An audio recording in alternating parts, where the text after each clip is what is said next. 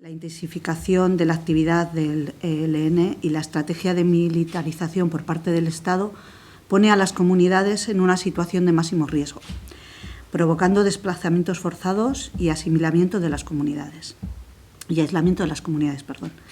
Una violencia que está asociada al control del territorio por parte de los actores armados para garantizar la explotación y extracción de la riqueza natural por parte de grandes empresas, tanto nacionales como transnacionales.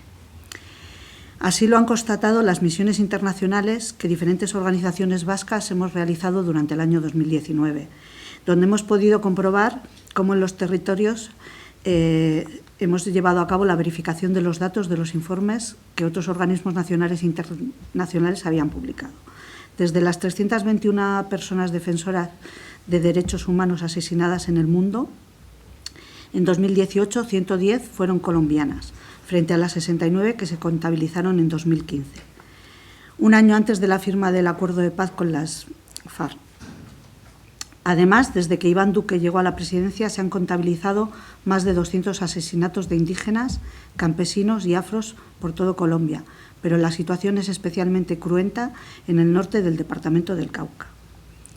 Esta situación se agrava con la estigmatización por parte de ciertos sectores de la fuerza pública del campesinado que no se acoge a los programas de sustitución de cultivos ilícitos, ahondando la vulnerabilidad del campesinado y de la población indígena que denuncia tratos vejatorios, incursiones masivas y destructivas de sus medios de existencia, ataques y presuntos nuevos casos de falsos positivos, civiles asesinados que son presentados como guerrilleros abatidos. Además, los líderes sociales están sufriendo una estrategia de criminalización y judicialización por parte de la Fiscalía General de la Nación que pretende encarcelarlos y debilitar el movimiento social. La población ha denunciado reiteradamente esta situación de riesgo, pero no hay ningún tipo de avance en su protección.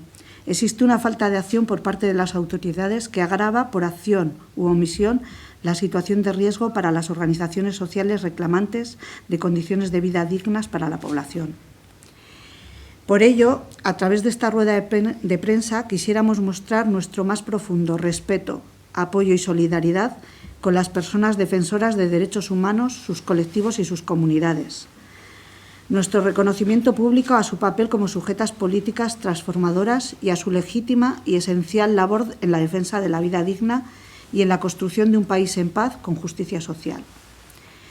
A continuación, compartiremos las conclusiones de las 3 misiones vascas que se han realizado en Colombia este año. Unas misiones internacionales que, además de verificar la situación de los derechos humanos e incidir en las instituciones colombianas o europeas, también pretenden ser un mecanismo de protección de comunidades y líderes sociales.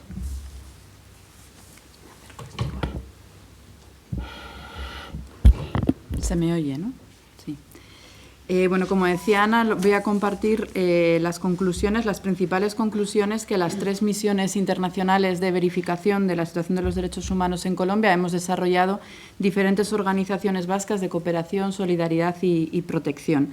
En julio se realizaron 2 visitas a Colombia. Por un lado, las organizaciones Mugarik Gabe, Migrados Sin Fronteras y CEAR Euskadi, acompañadas de diferentes instituciones públicas vascas, realizamos un seguimiento a las defensoras que habían hecho parte del Programa Vasco de Protección. Ese mismo mes, también Mundubat realizó una visita de seguimiento a terreno en el marco del Programa de Protección del Ayuntamiento de Madrid.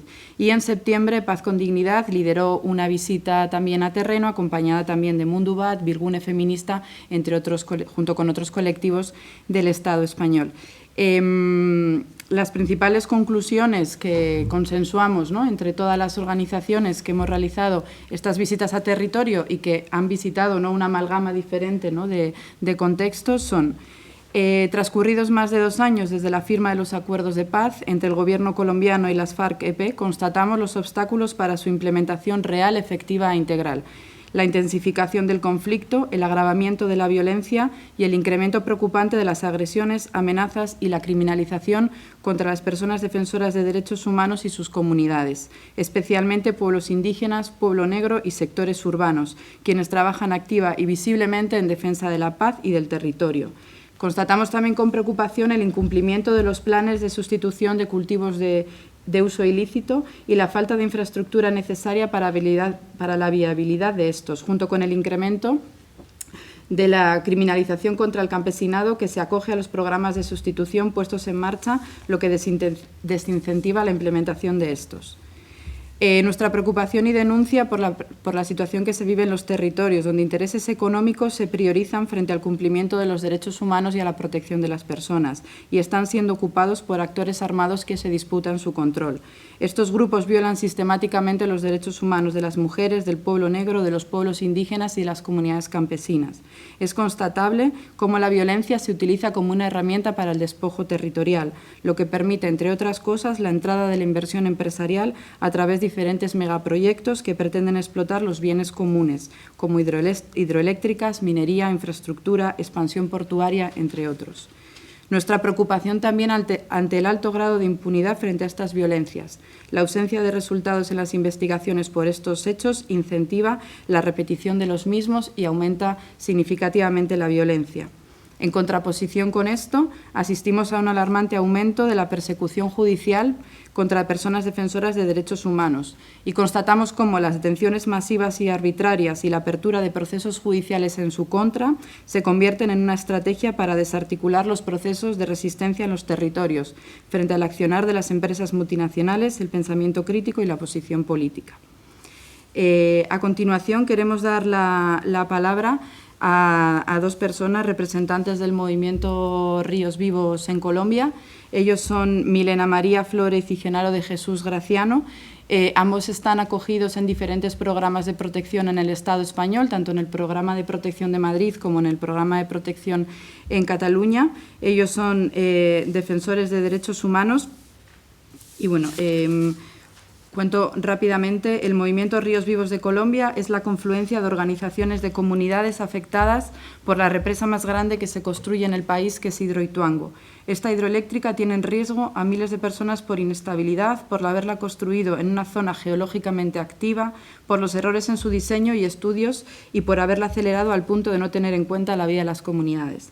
La empresa EPM, Empresas Públicas de Medellín, decidió secar el río más importante de Colombia, inundó el bosque seco tropical y las fosas comunes y cuerpos enterrados en la ribera del río, que por la violencia bajaban frecuentemente por él. Milena y Genaro se encuentran haciendo una gira política por Euskadi. Las visitas que realizamos las organizaciones vascas a terreno incluyeron la visita a Ituango. Ahí fuimos testigas y pudimos constatar la situación que viven las comunidades desplazadas al municipio de Ituango, la hostilidad en la que viven, ¿no?, debido a su defensa del territorio y en oposición al accionar del megaproyecto hidroeléctrico de Hidroituango. Durante este tiempo, uno de los compromisos que asumimos con ellas fue facilitar una reunión con el BBVA. El BBVA es uno de los bancos inversores en la construcción del megaproyecto de Hidroituango a través del BID, del Banco Interamericano de Desarrollo, y hoy por hoy es el único banco europeo que no ha recibido a Milena y a Genaro como víctimas de lo que ha sido la construcción de la empresa Hidroituango. Sí lo han hecho el BNP Paribas en París y el KfW en Alemania. A pesar de haber hecho reiteradas solicitudes para reunirnos con ellos, aún estamos a la espera de una respuesta.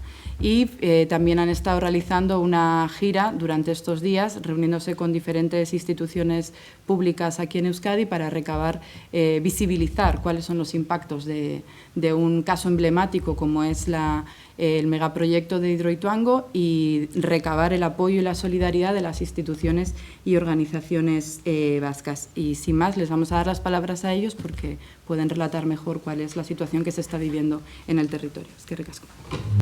Milena, igualmente Genaro, de poder traer la voz desde los territorios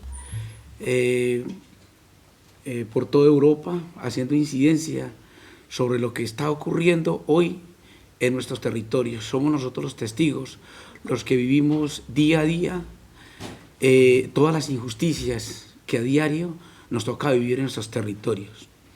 El movimiento Ríos Vivos es un movimiento que está conformado por 15 organizaciones sociales de base, entre pescadores, mujeres, barqueros, campesinos, comerciantes y todas aquellas actividades que se han visto afectadas con la llegada de un gran megaproyecto hidroeléctrico a Ituango. El municipio de Ituango es un municipio que se encuentra al norte del departamento de Antioquia, en Colombia, pero que con la llegada del proyecto de este megaproyecto afecta en la actualidad a 12 municipios, pero que a raíz de la emergencia que provocó los errores cometidos por la empresa el año pasado, pasó de 12 municipios a 27 de 4 departamentos de Colombia, a saber Córdoba, Sucre y Bolívar.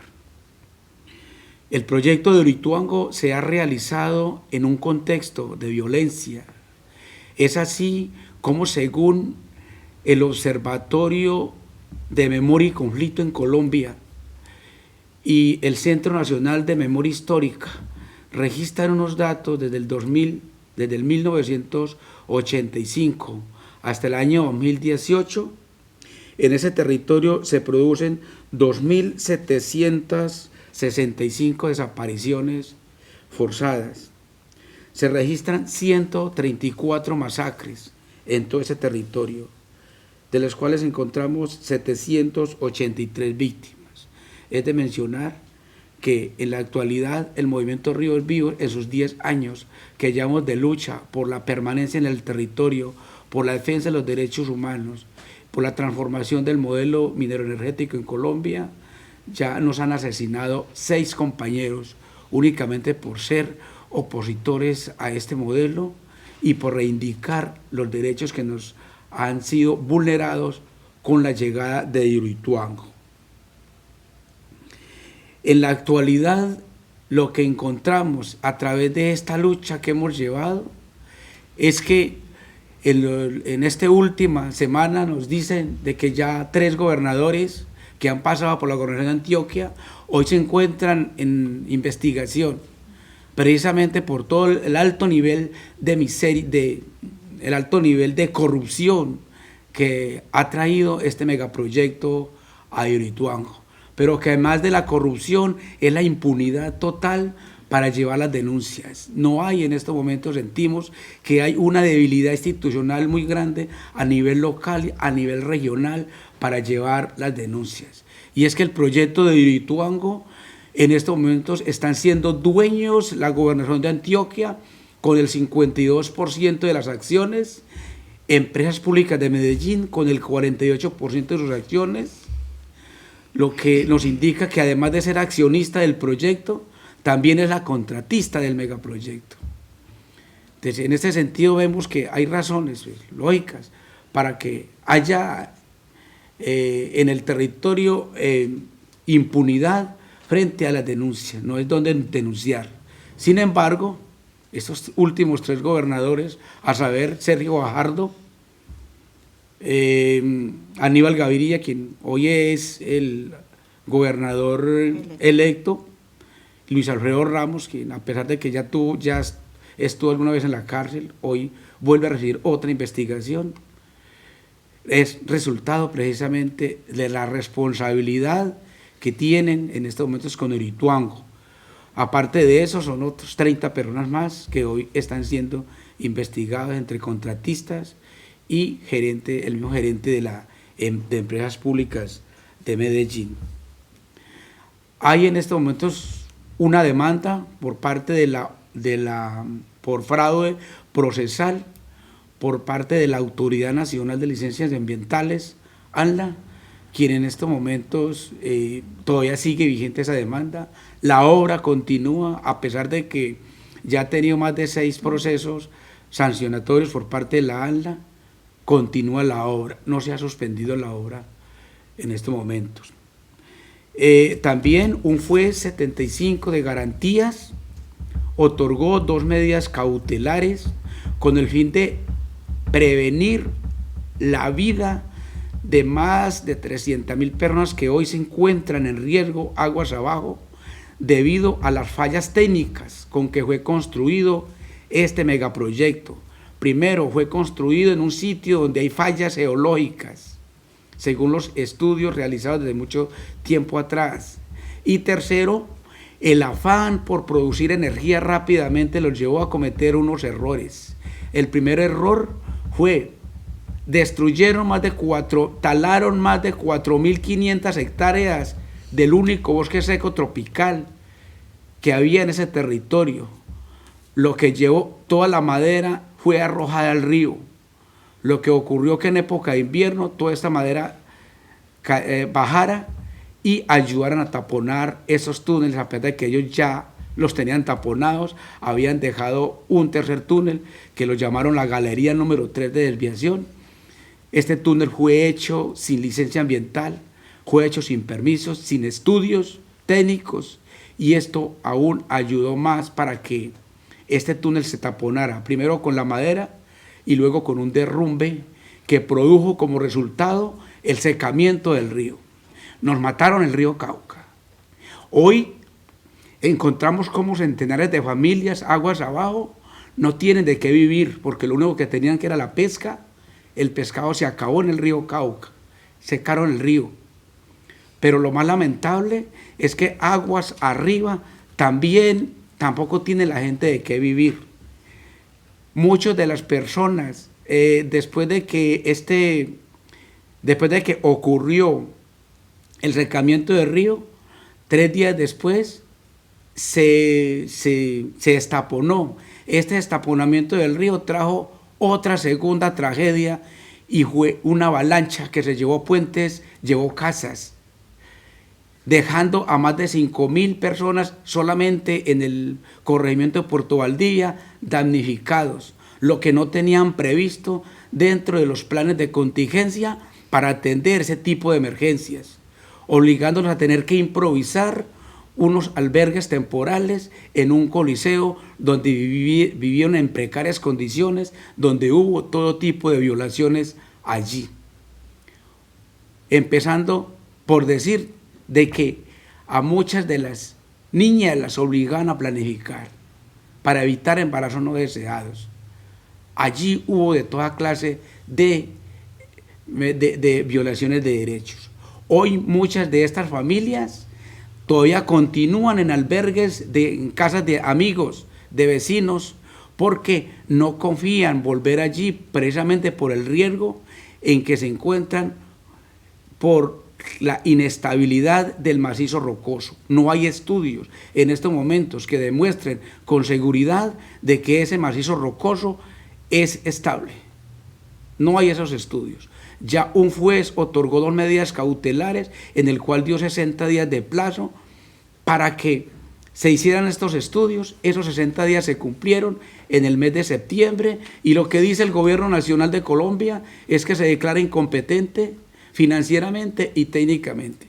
O sea, no hay dinero, no hay académicos que hagan estos estudios. Es eso lo que estamos pidiendo a nivel internacional, para que nos ayuden a conseguir académicos que nos ayuden a hacer estos estudios y podamos llevar una voz de aliento a las familias que hoy se encuentran viviendo en zozobra en ese territorio. En cuanto a lo otro, es que también se conformó una mesa técnica con todos los entes de control, donde participa Procuraduría Nacional, la Contraloría, la Fiscalía, la misma Gobernación de Antioquia y las comunidades afectadas por el megaproyecto. Y hoy ya otro, después de cumplir esos 60 días, otro juez ratifica de nuevo la instalación de esa mesa, porque no se han cumplido hasta hoy las exigencias que otorga este juez. Bueno, el movimiento Ríos Vivos sigue exigiendo justicia, reparación y no repetición, que era lo que se había estipulado cuando los acuerdos de paz, y que en ningún momento nosotros en los territorios vimos que se nos garantizara eso. Antes hemos recibido, después del acuerdo de paz, más estigmatización, señalamiento y persecución por estar defendiendo el derecho a un ambiente sano. A nosotros en el territorio como movimiento, como decía Genaro, ya nos han asesinado más de 6 compañeros, y pero las amenazas constantemente que recibimos nosotros colectivamente, individualmente, es lo que nos tiene a muchos fuera del país. En estos momentos estamos en los programas, yo estoy en Barcelona, acogida por 6 meses, y el compañero Genaro por 3 meses en Madrid. Con el ayuntamiento, que han hecho posible que nosotros podamos salir y podamos hacer también estas visibilizaciones que estamos haciendo a nivel europeo, donde estamos yendo a las empresas y a los bancos financiadores de este proyecto de muerte, porque eso es un proyecto que nos ha acabado nuestras vidas, nos ha acabado nuestro sustento. Ya no tenemos esa forma de trabajo y esa forma de vida que teníamos en el territorio. Por eso hemos venido haciendo esta visibilización de esta problemática, porque estos bancos financiadores como el BBVA de acá de España y el Paribas y el KF, y fuera de eso las empresas que también han financiado como Siemens y la aseguradora Mapfre, que están violando los derechos humanos en nuestro territorio. Ellos están financiando y dicen de que ellos no son culpables de lo que está pasando allá, pero si están financiando este proyecto, también se hacen responsables. Entonces eso es lo que estamos diciendo, mientras que están apoyando estos proyectos de muerte, que apoyen las comunidades, que apoyen a que nosotros no nos asesinen en el territorio, porque nos están asesinando es por quitarnos nuestra tierra, por quitarnos ese legado que es una cultura ancestral que nos dejaron nuestros ancestros, y que ellos los han ido vulnerando, igual que el mismo gobierno que tenemos en Colombia. El mismo gobierno nos estigmatiza por ser opositores a estos megaproyectos que ellos dicen que son megaproyectos de desarrollo. Pero cuando llega una multinacional, cuando llega un desarrollo de esta magnitud como es Hidroituango, que ha tenido todas las déficits que hay, ha acabado con nuestro medio ambiente, ha acabado con nuestros ríos, y ha acabado con la tranquilidad de más de 300.000 personas que en estos momentos se encuentran danificadas en estos 27 municipios. Fuera de eso, nos tienen en una constante angustia. No sabemos qué va a pasar con este megaproyecto, no sabemos qué está pasando, si el macizo rocoso es estable o no es estable. Nosotros las comunidades necesitamos saber la verdad, si este proyecto es estable o no, porque las comunidades viven cada día, cada noche, cada segundo una angustia, que se derrumbe este megaproyecto, que se derrumbe esta presa y acabe con más de 500.000 personas que viven aguas abajo. Pero fuera de eso, que nos afecta a todos, también los que vivimos aguas arriba, aguas abajo, y los que estamos también es un círculo que ya no nos afecta solamente a nosotros en el territorio, sino que ya es mundialmente, porque este río, uno de los más importantes, está conectado con todas estas montañas, y todo esto está ayudando para que este cambio climático se vaya engrueciendo más y vaya acabando con miles de especies, costumbres, porque no solamente somos nosotros los seres vivos que podemos hablar, hay aquellos que no tienen voz, y que nosotros como defensores tenemos que llevar esa voz de los que no tienen voz a todos los lugares, porque ellos también merecen vivir, ellos también merecen tener un territorio libre. Pero cuando llegan estos procesos y por culpa de nuestros gobernadores es que están acabando con nuestro territorio y nos ponen a nosotros los campesinos en jaque, que cuando salimos nosotros a reclamar nuestros derechos, donde nos encontramos con la estigmatización, con la judicialización, con toda esa arremetida que hay contra nosotros, y salimos a una movilización, nos están criminalizando. Por eso estamos también pidiendo que no se criminalice la protesta social. Mañana sabemos que Colombia va a salir a movilizarse por todas las injusticias que se está cometiendo. Pero también hay unos grupos que se están organizando para atacar esta protesta social, justificando esos ataques y así poder criminalizar las movilizaciones. Y el mismo Estado colombiano ha estado haciendo campaña en contra de estas movilizaciones.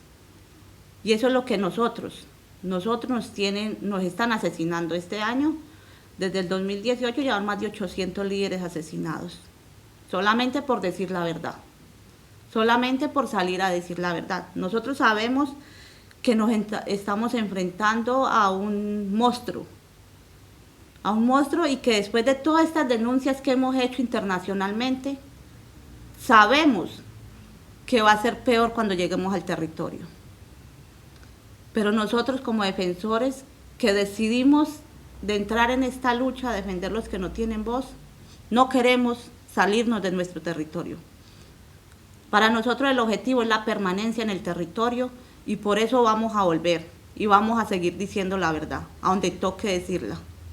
Sea fuera del país, sea dentro del país, ya lo hicimos, primero en las instituciones locales, no nos escucharon, después departamentalmente también hemos alzado la voz y no hemos recibido sino estigmatización, después en lo nacional, y ya estamos internacionalmente trayendo la verdad.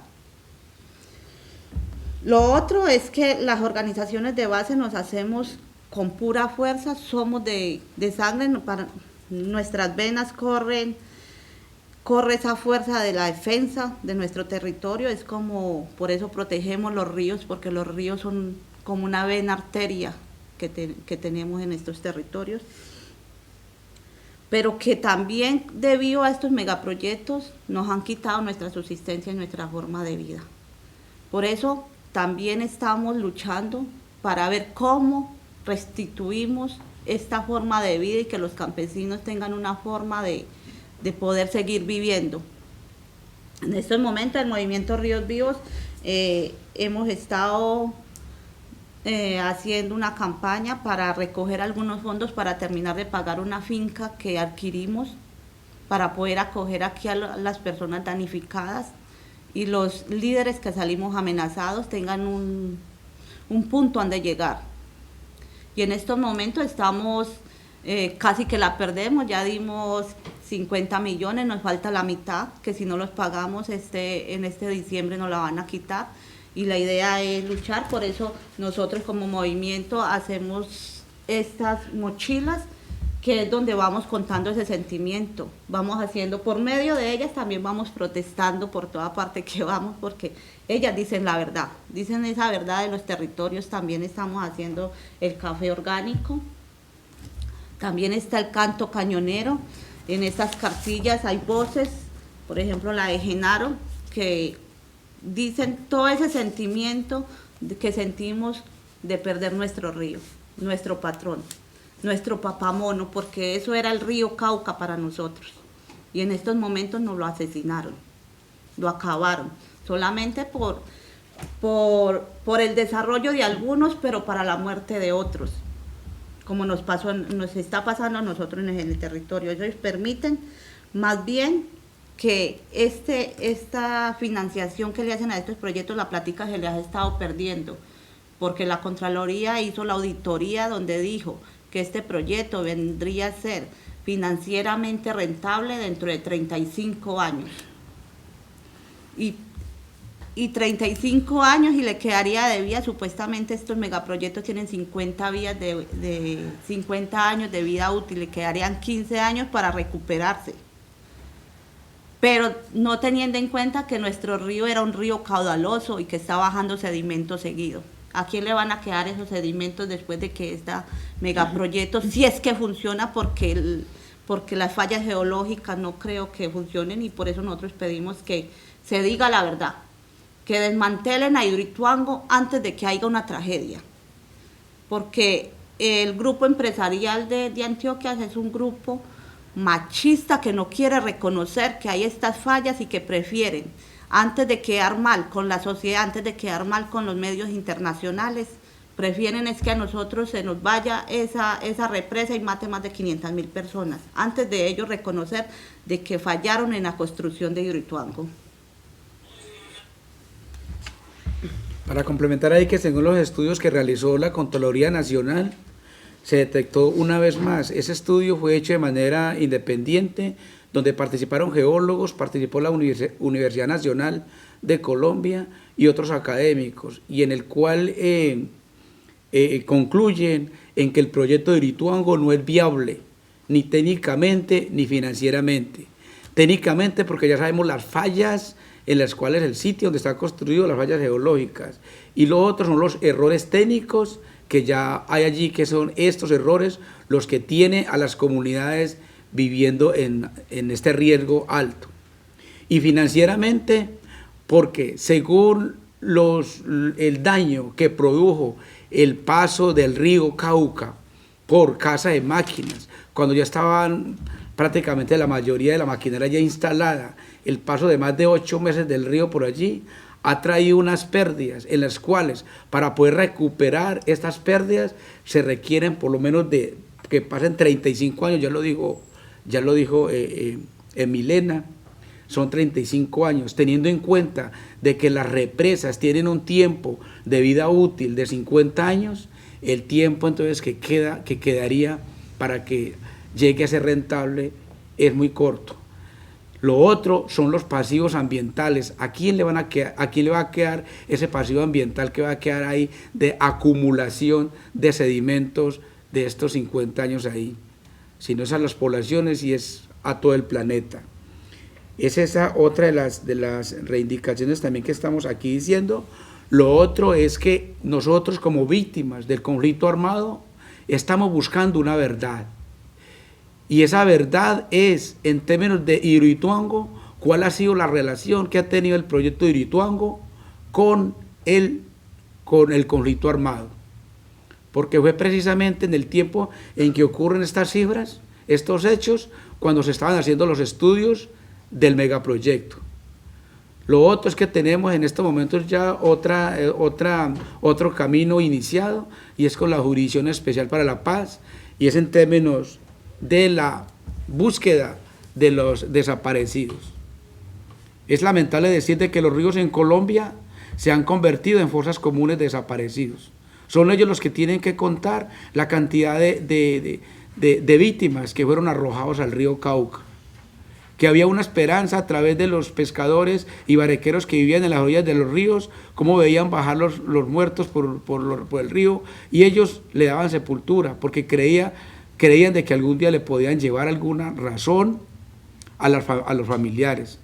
Fue así como la Fiscalía se hizo un estudio inicialmente y solamente se pudieron recuperar 157 cuerpos desaparecidos en el sitio de presa. Pero según el estudio que se hace con la JEP, hay más de 650 desapariciones en estos momentos en este río, solamente pues, en el embalse. Son muchas las verdades que tenemos en estos momentos y las justificaciones para decir de que el proyecto de Hidroituango no es viable de ninguna forma. Lo estamos diciendo que el río esta represa se debe desembalsar de manera controlada, pero antes de desembalsar hay que pensar también en cómo van a construir un estudio como de evacuación de las familias que viven aguas abajo. No hay un estudio de evacuación, un plan de contingencia para evacuar familias enteras, pueblos, ciudades, teniendo en cuenta que Caucas es una ciudad demasiadamente grande. Es como eso, y esperamos pues de que desde acá nos ayuden a sacar comunicados, alertas tempranas al gobierno nacional, a la misma empresa, a la gobernación de Antioquia, a las autoridades, para que al llegar nosotros a nuestro territorio no nos amenacen. Nosotros aquí no estamos diciendo sino más que la verdad, que no nos asesinen. En Colombia en estos momentos hay un promedio de asesinatos de más de 2 líderes por día. Asesinan en Colombia solamente por hacer esto que estamos haciendo nosotros, por hacer estas denuncias. Entonces, lo que pedimos en estos momentos es que cese la violencia en Colombia, al gobierno nacional, que cumpla los acuerdos que firmó en La Habana. Le incumplió a la población civil. Nos dijeron primeramente que con la llegada de Hidroituango iba a traer mucho desarrollo. Nos llenaron de ilusiones. Creímos de que ahí podía llegar a escuelas, que íbamos a poder los jóvenes de los campos iban a poder estudiar, ingresar a la universidad, íbamos a cambiar toda una vida. No llegó, no vimos el progreso, el desarrollo con el proyecto de Hidroituango. Se firmaron unos acuerdos y aún nos llenamos aún más de esperanza. Ahora sí va a llegar el desarrollo del territorio. Hoy vemos cómo cada vez más estos incumplimientos han traído solo decepción en los campos. La mayoría de los campesinos hoy se siguen desplazando de manera gota a gota.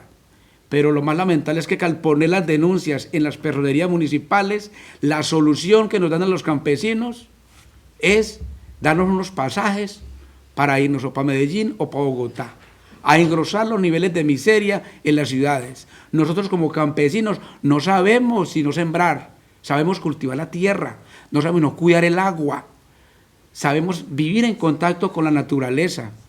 No somos capaces de adaptarnos a esta vida de la ciudad. No somos citadinos, somos campesinos. Pero esta es la solución que nos están dando hoy en día.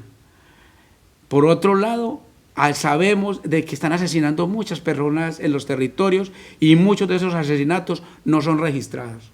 Los registros que traemos acá son de pronto por las organizaciones sociales que están allá, que de pronto han alcanzado algunas a registrar lo que está pasando. Pero muchos de estos datos de lo que ocurre en materia de asesinatos no son registrados en los territorios, no se registran. Entonces, nuevamente, los llamados, las alertas tempranas al gobierno nacional por parte de los medios de comunicación, de organizaciones sociales, de las mismas instituciones de acá internacional, nos serviría mucho para que alerten en la llegada, en el regreso nuestro a nuestros territorios para que no nos hagan daño. Muchas gracias. Gracias, Milena. Gracias, Genaro. Ante este contexto expuesto por las organizaciones sociales que hemos participado en las misiones internacionales, recogiendo las principales conclusiones de las mismas y reforzadas por el testimonio que nos presentan hoy los representantes del movimiento Ríos Vivos, las organizaciones vascas exigimos el cese de la violencia y la criminalización de las personas defensoras de derechos humanos, los pueblos indígenas, las comunidades campesinas, el pueblo negro y las organizaciones y colectivos sociales y populares. Asimismo, la implementación real, efectiva e integral del acuerdo de paz entre el gobierno colombiano y las FARC-EP, así como la vuelta a la mesa de negociación con el ELN. Esto tendrá una consecuencia directa en la reducción de la grave crisis humanitaria y de seguridad que se vive en los territorios, disminuyendo las amenazas y violencias contra las personas defensoras de derechos humanos y la impunidad histórica que vive Colombia. El desarrollo por parte de las instituciones colombianas de mecanismos de prevención y de protección colectiva mediante, entre otras, las siguientes estrategias.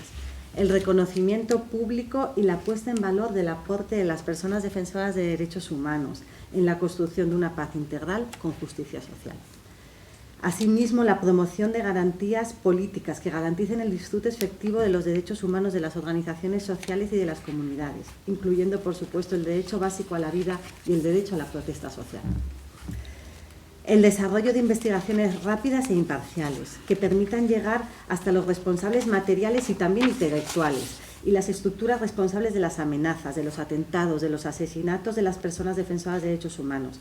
Esto incluye la investigación detallada de la relación entre los intereses económicos de terceros y la restitución de tierras y su convergencia con estructuras armadas ilegales, así como las economías ilegales. Asimismo, exigimos la aplicación de los tratados internacionales de derechos humanos que son de obligado cumplimiento por el gobierno colombiano, entre ellos el Convenio 169 de la OIT, en relación con el derecho a las consultas comunitarias previas, libres e informadas, de los pueblos que habitan los territorios donde se instalan las empresas cuya actividad atenta contra la vida y contra los títulos ancestrales de propiedad de la tierra, así también como la legislación nacional de esta materia, entre otros, pues la Constitución Política de Colombia, la Ley 70 de 1993. Igualmente, exigimos el cumplimiento de los acuerdos pactados históricamente con las comunidades étnicas y las organizaciones sociales y populares del país, teniendo en cuenta que la aplicación de muchos de ellos dependen única y exclusivamente de la voluntad política de las instituciones colombianas. Por último, recogemos las demandas del movimiento Ríos Vivos y exigimos al BBVA que reciba con la máxima celeridad a los representantes de este movimiento, escuche los graves impactos contra los derechos humanos de la población que ha tenido el proyecto que ellos financian en Hidroituango y escuchen sus demandas. Igualmente, nos solidarizamos y apoyamos el paro nacional que las organizaciones colombianas convocan para mañana 21 de noviembre. Muchas gracias.